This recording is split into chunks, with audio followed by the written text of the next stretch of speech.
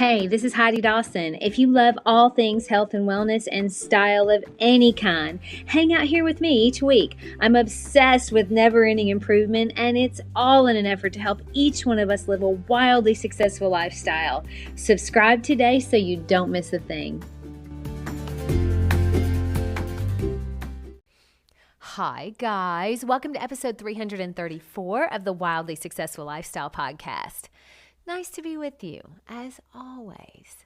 So having a consistent, positive, short reminder twice a week is like having your own little mindset coach, don't you think?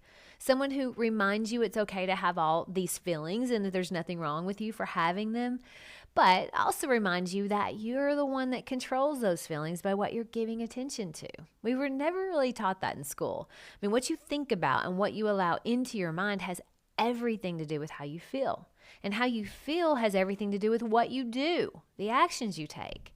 So if you start the day mad at the world and you don't get out ahead of it by managing those thoughts that got you there, then odds are it's going to get worse before it gets better. And we don't want that. There's all sorts of reasons for a day to get off on the wrong foot. Maybe you didn't get any sleep, or your car wouldn't start, or you have a fight with your spouse, someone cuts you off in traffic, whatever it is. That's how your day started. We all have things that come up that stink.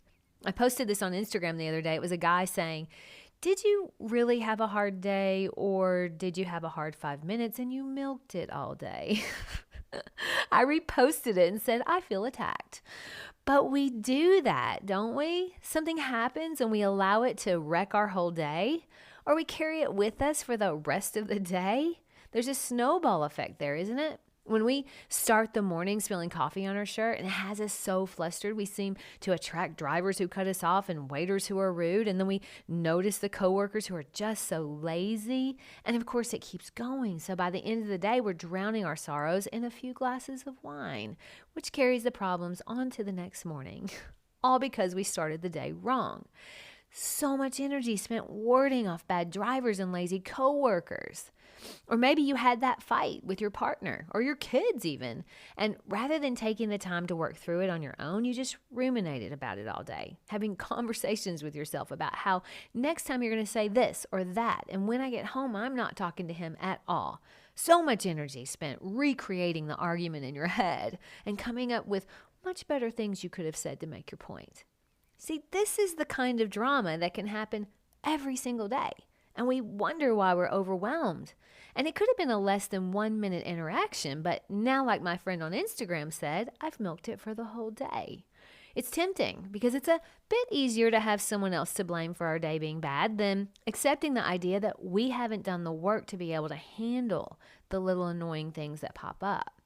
People are going to do things that are annoying. But guess what?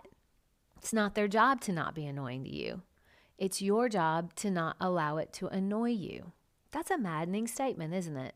We so want it to be their fault for us being frustrated when they cut us off in traffic, when there's really nothing wrong with just letting them have the lane. You don't know what's happening in that car.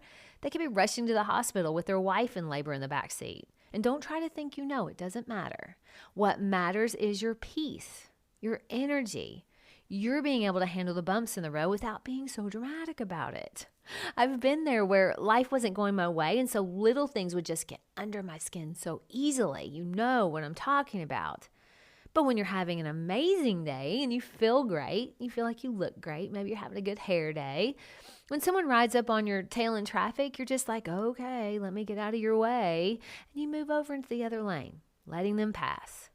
But if you're grumpy and you're not managing your thoughts, when they ride up on you, now you're going to tap the brakes. Or worse, you give them a disapproving gesture. Either of these moves could really end up bad. They could rear end you when you tap the brakes, or they could pull out a gun. Literally, this happened in Memphis. A guy was driving on the interstate. Someone cut him off in traffic, and he gave them a gesture. You can guess.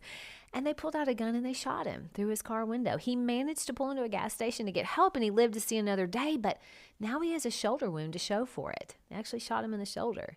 Now, nothing makes violence okay, ever, but if he hadn't have lost his cool and he just pulled out of the way, would that have happened? We'll never know, but my guess is no. Wouldn't it be better to head it off before it gets there? But we have to be aware of our thoughts in order to head them off, right? Being easily annoyed is just a sign there's something else going on. There's something bigger underneath that needs to be managed. And working on being aware of our thoughts is the number one thing that will help us manage that. And meditation is hands down the best way to do it.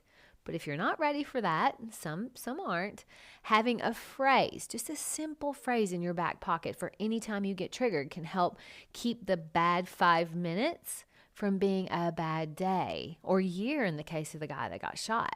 So my suggestion is this.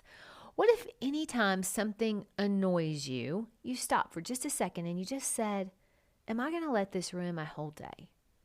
In sort of a good-natured way.